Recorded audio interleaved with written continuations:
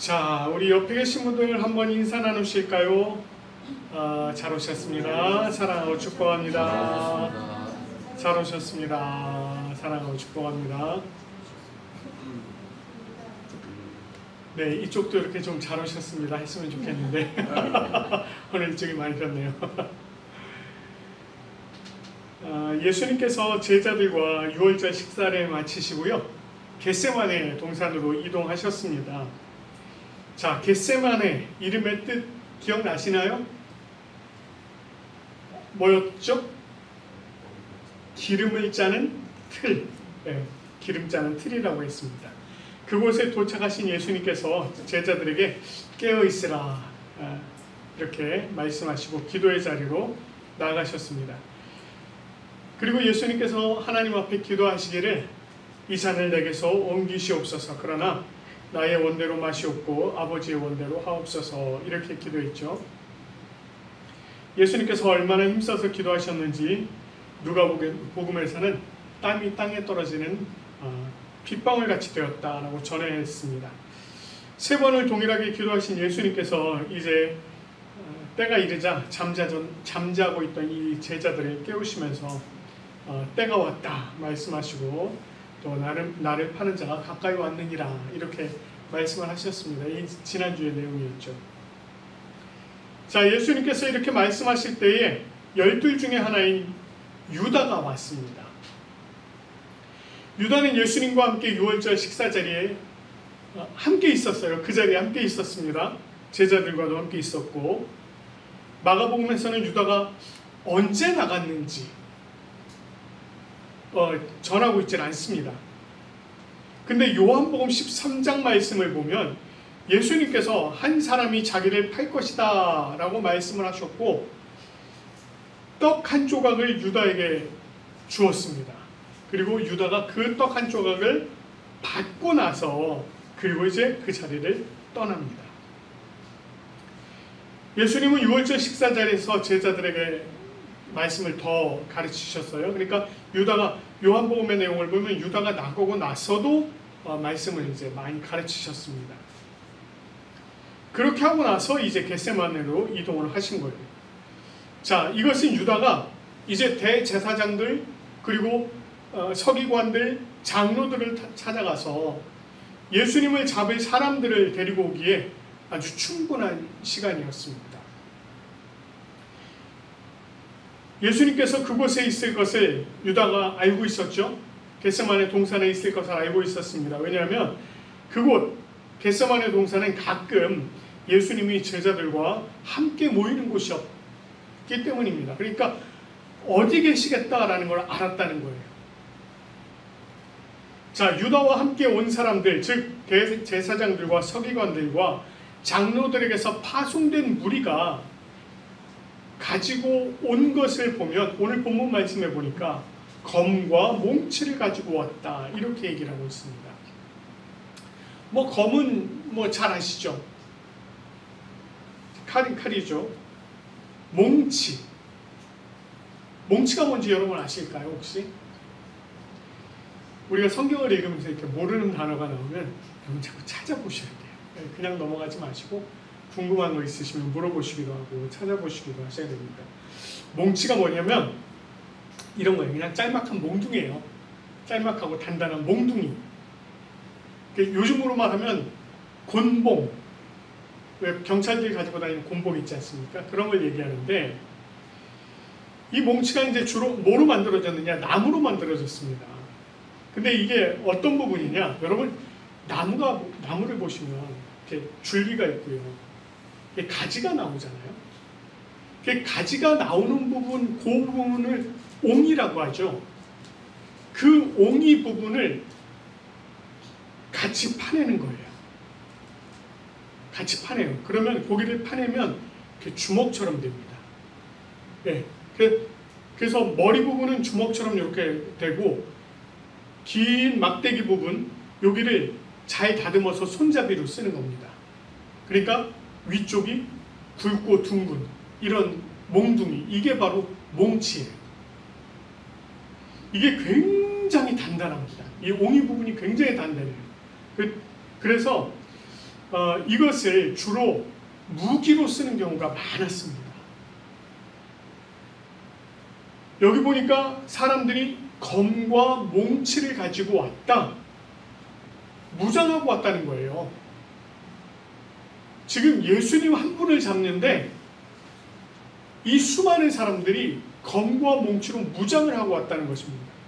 이것은 마치 예수님을요, 그냥 단순히 중범죄자 취급할 뿐만 아니라 뭔가 폭동을 일으킬 만한 사람으로 봤다는 겁니다. 그렇게 생각을 했기 때문에 이들이 이 정도로 무장을 하고 온 것입니다. 자, 유다는 그들에게 뭐라고 얘기합니까? 자신이 입 맞추는 자가 예수다 라고 얘기합니다. 우리가 성경을 보면서 간혹 깜짝깜짝 놀라는 부분이 좀 이런 부분이거든요. 입 맞추다 이러면 여러분 한번 생각해 보세요. 입 맞춘다 그러면 좀 이상하잖아요. 네. 근데 이 입 맞추다라고 하는 표현이 우리 서양 쪽에 저쪽 지중해 연안에 있는 그 나라들을 가보면 입 맞춤을 많이 합니다. 어떻게 입 맞추느냐? 볼을 맞대요. 서로 볼을 맞대고 입을 맞추는 거예요. 이렇게. 이게 입 맞춤입니다. 그러니까 지금 여기서도 이 유다가 찾아와서 예수님께 입 맞춘다는 거예요. 예수님을 가볍게 안고 볼로 입을 맞추는 겁니다. 이 이야기는 유다가 내가 입 맞추는 사람, 그 사람이 예수입니다. 그 사람을 잡으십시오라고 이런 이제 신호였던 거죠. 그러고서는 유다가 예수님께 나와서는 뭐라고 합니까? 랍비여, 선생님이여, 이렇게 얘기를 하면서 입을 맞추는 겁니다. 유다의 뻔뻔함이 여기서도 드러나고 있는 거죠. 그는 예수님을 팔기로 작정하고 대제사장들과 서기관들 그리고 장로들에게 찾아가서요, 이미 돈을 받았습니다. 돈을 받았어요. 그리고는 그 예수님의 유월절 식사 자리에 참석해가지고 거기에 앉아 있었습니다.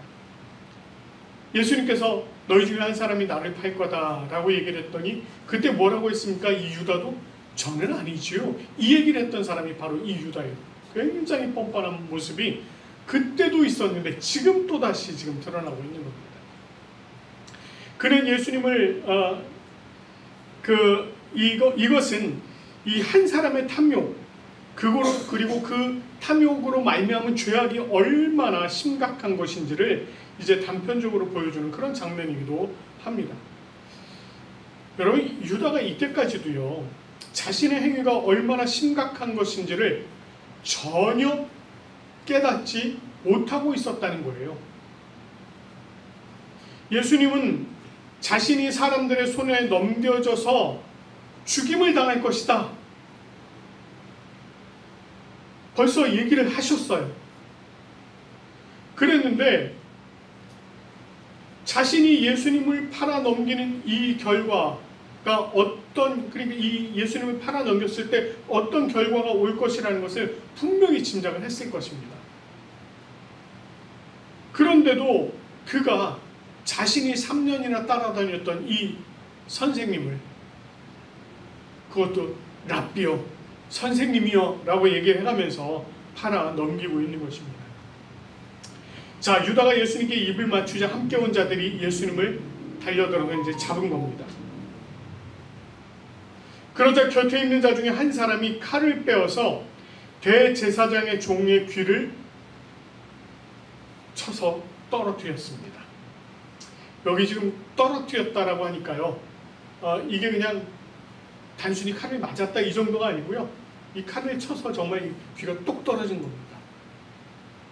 요한복음에 의하면 칼을 빼어들어서 그 귀를 친 사람 누구? 베드로였습니다. 그리고 그 귀가 떨어졌던 종의 이름은 말고라고 하는 종이었습니다.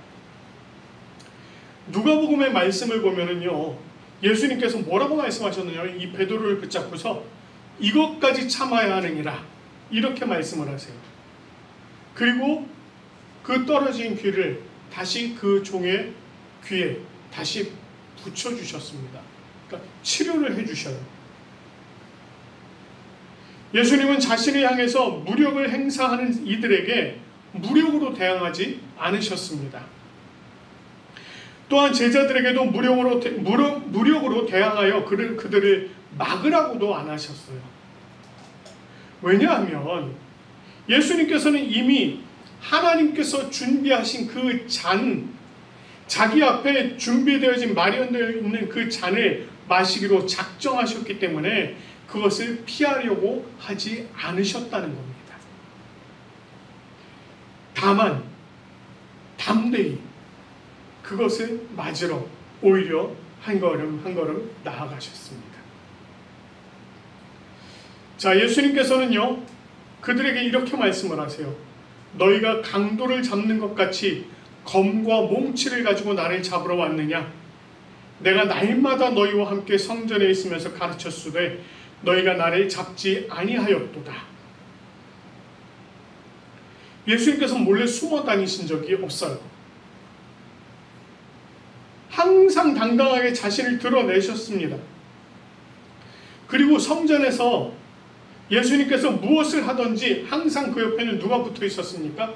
바리새인들, 사두개인들, 심지어는 대제사장이 보낸 종들, 누구들 항상 붙어 있었습니다. 그럼에도 불구하고 그들이 그때는 예수님을 잡지 않았다는 거예요. 예수님은 이 사실을 말씀하시면서 뭐라고 말씀하세요? 이는 성경을 이루려 함이니라, 이렇게 말씀을 하셨습니다. 지금까지 성전에서 가르치셔도 잡히지 않은 것, 그리고 이제서야 검과 몽치를 가지고 강도를 잡는 것 같이 오는 것, 이 모든 일들이 다 하나님께서 과거에 선지자를 통하여 또 말씀을 통하여 하셨던 그 모든 예언들을 이루려 하신 것이다 라고 이렇게 말씀하고 있는 것입니다. 이렇게 예수님께서 붙들리자 어떤 일이 있게 됩니까? 50절 말씀을 보면은요, 제자들이 다 예수를 버리고 도망하니라. 예수님께서 겟세마네로 제자들과 함께 가시면서요, 말씀하셨죠. 너희가 다 나를 버리리라. 그 말씀이 실제가 된 거예요. 베드로 뭐라 그랬습니까? 다 버릴지라도 저는 그렇지 않겠습니다. 나는 그렇지 않겠습니다. 이렇게 얘기했습니다. 그런데 어때요? 그 역시도 지금 도망가 버렸습니다. 그리고 나중에 예수님이 잡혀가실 때에 그 사람들 틈에 숨어가지고요, 예수님 어떻게 되시나 그거 따라가면서 보고 있었던 게 바로 이 베드로입니다. 오늘 본문에서요, 이 저자인 마가가 아주 특별한 표현을 하나 쓰고 있습니다. 이게 버리고예요. 버리고. 여러분, 오늘 이 본문 말씀에 제자들이 다 예수를 버리고 도망하니라, 이거를요 그냥 이렇게 제자들이 다 도망하니라 이렇게 써도 의미는 다 전달이 되잖아요. 그런데 마가는 여기서 이 버리다라고 하는 말을 굳이 집어넣고 있는 것입니다. 자, 이 버리다라고 하는 이 말이 어떤 의미가 있냐면 이렇게 손으로 붙잡고 있다가 놓다, 이런 의미가 있습니다. 또는 포기하다, 이런 의미가 있어요. 조금 더 심하게는 어떤 표현이 있느냐면 이런 표현이 있습니다. 밀어내다. 지금까지는 자신들의 필요 때문에 예수님을 꼭 붙들고 있었어요. 이분이 오신 메시아인가 보다. 드디어 우리를 로마의 압제로부터 해방시켜 주실 분인가 보다. 그렇게 생각을 하면서 꼭 붙잡고 있었던 것입니다. 그런데 이제 지금 예수님께서 잡혀가실 상황이 되자 어떻게 했다는 거예요? 놔버렸다는 거예요. 포기했다는 거예요. 심지어는 밀어버렸다는 겁니다. 그렇게 모른 척을 했다는 것입니다. 그리고는 이 제자들이 전부 다 도망을 가버려요. 이 마가만의 이 독특한 기록이 하나가 더 나옵니다. 51절, 52절 말씀이에요. 이게 다른 복음서에는 나오지 않는 내용입니다. 말씀에 의하면 이래요. 한 청년이 벗은 몸에 배에 혼이불을 두르고 예수를 따라가다가 무리에게 잡힘에 배에 혼이불을 벗어버리고 벗은 몸으로 도망하니라. 여기서 갑자기 등장한 이 청년 누구인지 정확히 알 수가 없습니다. 전통적으로는 이 마가복음을 기록하고 있는 이 마가 자신일 것이다. 이게 전통적인 견해예요. 또 어떤 사람들은 그냥 예수님을 따르던 어떤 한 사람일 것이다 라고 하는 이야기야, 그렇게 얘기하는 사람들도 있고, 또 그냥 마가가 상징적으로 기록하는 어떤 인물일 것이다 이렇게 얘기를 하고 있습니다. 마가일 확률이 가장 높습니다. 자신의 행동을 통해서 뭔가를 이야기하고 싶은 게 있거든요. 그가 누구냐가 중요한 게 아니라 그를 통해서 무엇을 말하려 하는가, 이게 중요하다는 거예요. 마가가 이걸 통해서 이야기하고자 했던 첫 번째 것, 배의 혼이불을 벗어버리고 도망하였다 라고 하는 것은요, 스승인 예수님을 버리고 도망해버린 이 제자들의 행위, 그 행위가 얼마나 비겁하고 더 나아가서 벌거벗은 것처럼 수치스러운 일인가 라고 하는 것을 보여주기 위한 것이라는 것입니다. 이것은 사실 예수님의 제자들뿐만이 아니고요, 누구나 이럴 수 있는 거죠. 누구나. 네. 그런 모습을 지금 이야기하고 있는 것입니다. 둘째는요, 수치를 무릅쓰고 도망하는 제자들과 수치를 무릅쓰고 인류의 구원을 위해서 십자가를 지신 이 예수님을 비교하고 있는 것입니다. 여러분, 이 청년이 잡혔을 때요, 그 배 혼이불을 자기가 스스로 벗어버리고 도망했습니다. 반면에 잡히신 예수님은 병사들에 의해서 그 옷이 벗겨지셨습니다. 그리고 예수님께서는 그 벌거벗은 몸으로 십자가에 달리셔서 사람들의 조롱과 비난 속에 죽어갔어요. 한 사람의 수치는요, 자신의 목숨을 구하는 그것을 위한 것이었지만, 다른 한 사람의 수치는 인류의 목숨을 구하는 일을 위한 것이었습니다. 마가가 지금 이야기하고자 하는 것이 바로 이거예요. 오늘 우리가요, 예수님께서 잡히시는 내용, 그때 예수님을 버리고 도망가 버리는 그 제자들의 모습, 그런 모습들을 우리가 보았습니다. 예수님께서 제자들에게 자신이 잡히실 것을 이미 말씀하셨지만, 이 제자들의 입장에서는 그것이 실제로 체감이 되질 않았었습니다.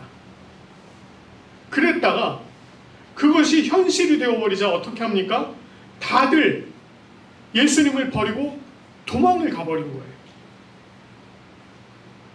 위기의 순간이 현실이 되자 그들의 믿음이 온통 다 흔들려 버리고 만 것입니다.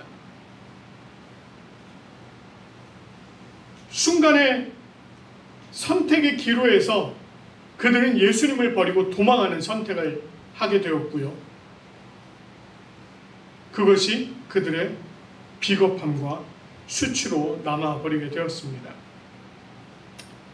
근데 이런 일들이요, 제자들에게만 있는 일일까요? 그렇지 않다는 겁니다. 그런 일들이 지금 이 자리에 있는 우리들에게도 얼마든지 일어날 수 있는 일이라는 것입니다. 우리가 신앙의 훈련 열심히 받고요, 믿음이 좋은 사람으로 세워진다고 해도 위기의 상황이 발생했을 때 그때 비로소 그 진가가 드러나게 되는 거예요. 어떤 이들은 위기를 모면할 목적으로 믿음을 저버리는 경우도 있고, 어떤 이들은 그 상황에서도 끝까지 믿음을 지키는 경우도 있습니다. 우리는 어떤 선택을 하게 될까요? 여러분 자신이 이렇게 한번 생각을 해보시기 바랍니다. 나는 과연 그런 상황이 됐을 때 어떤 선택을 하게 될까?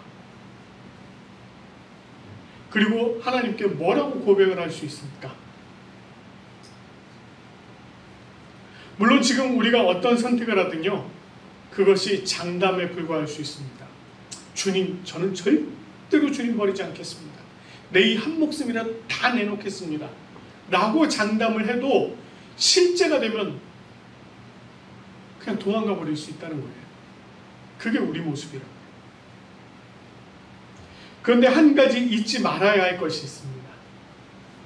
여러분, 제자들의 이 비겁함, 수치스러움, 그 모든 것들을 다 예수님께서 몸소 안으시고 우리의 구원을 위해서 십자가로 나가셨다는 사실이에요.